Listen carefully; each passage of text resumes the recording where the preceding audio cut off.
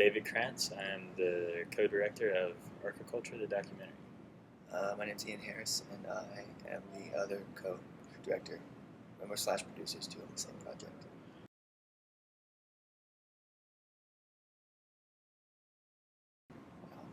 Substantial. 2020. Should you want me to go first?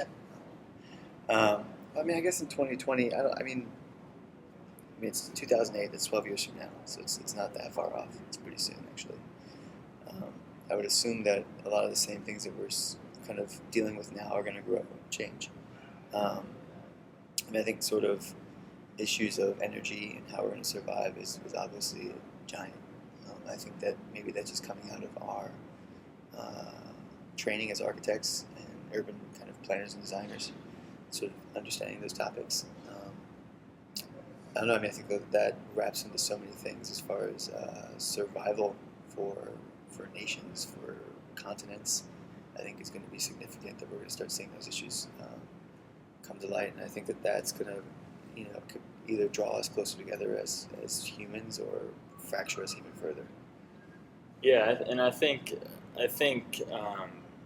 what's interesting, or the light that may exist, is that it shouldn't just be what is architecture going to be like in 2020. It's what is design going to be like in 2020, because I think a lot of what we're seeing, this transition or change in the profession, is about a comprehensive or cohesive understanding of things. And I think that first shift we started to see with the environment, the understanding of sustainability or environmentally conscious design. And I think naturally that'll shift into social and global issues. And a lot of it is about that transition. And I think it's an exciting time in the profession.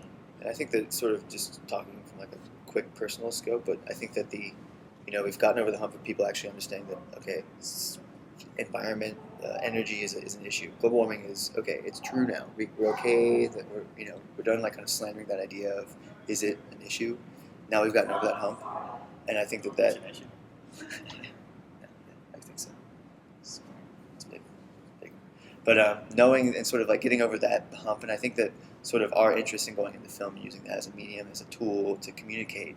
You saw sort of what Inconvenient Truth did as a way to sort of ground that issue. We want to start using film as a way to sort of get design out to a broader range of people. And it's a great question too, because global warming's real. Yeah, it's real. It's a great question too, because maybe, I don't know. Like Ian said, I mean, part of the question is, what is architecture going to be like in 2020 or in the near future?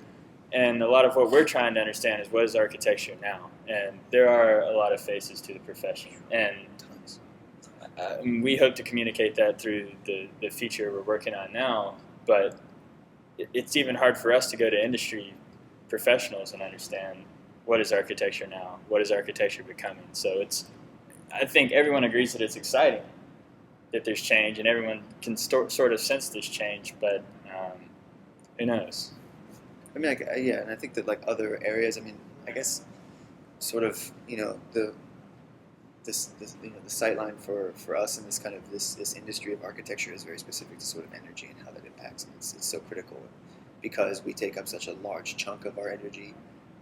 That's blinders on as far as what other things could be happening in 2020. I mean, but those issues of sort of how do we react as humans with energy, and how do we go about finding new energy and dealing with each other, and as sort of disasters are becoming more prevalent potentially, how do we begin to engage each other? We either grow together or grow apart. And I think that's a massive issue to deal with. And I think that's a lot about the comprehensiveness or understanding the architect as a generalist. I think that's going to come full circle and back into play, and really show what the potential of a unique profession that understands so many different facets and so many things, and kind of pulls them all together. And it is a responsibility. So.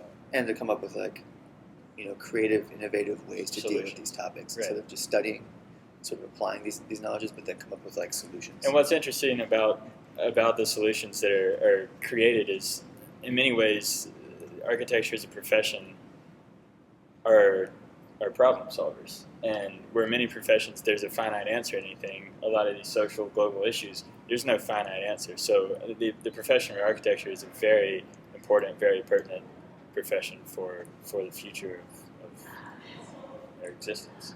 And we can also talk for a very long time. So we're good at sound talking. like we're in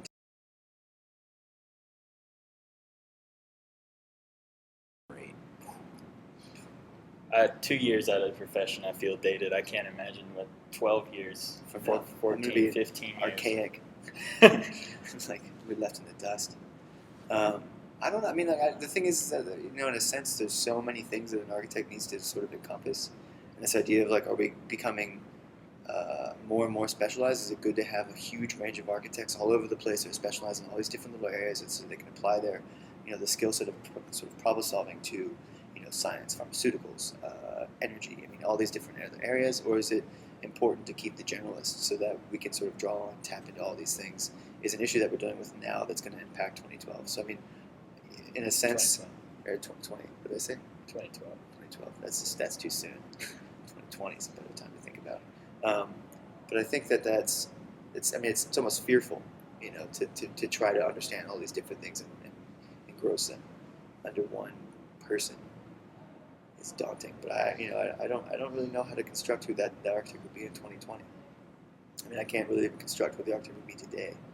So then it could be simpler, it could be more complicated. Yeah, and I think what you were tapping on, and it seems like there is a little bit of a sense of these specialties within the profession of architecture, whether it's ecology, psychology, environmental impacts, and whether that really develops into something that the architect is less of a generalist by 2020, I'm not sure. That's a tough question.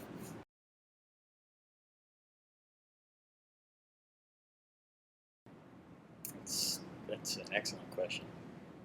And I think it's pretty simple, is that the students right now are the people that are going to determine the face of our communities, or the built environment, the existence of these communities. So what they're learning now has a serious impact on future generations, and I think that's always true.